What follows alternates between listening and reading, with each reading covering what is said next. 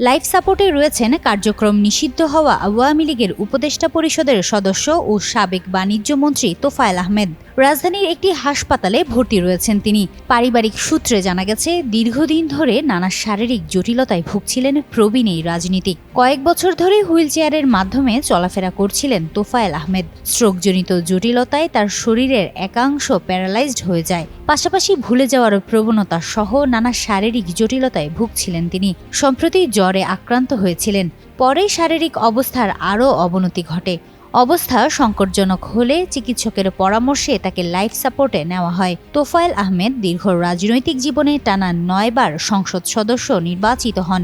সর্বশেষ তিনি ভোলা ১ আসন থেকে সংসদ সদস্য ছিলেন। কার্যক্রম স্থগিত আওয়ামী লীগের সভাপতি মণ্ডলীর সদস্য হিসেবেও দীর্ঘদিন দায়িত্ব পালন করেছেন তিনি।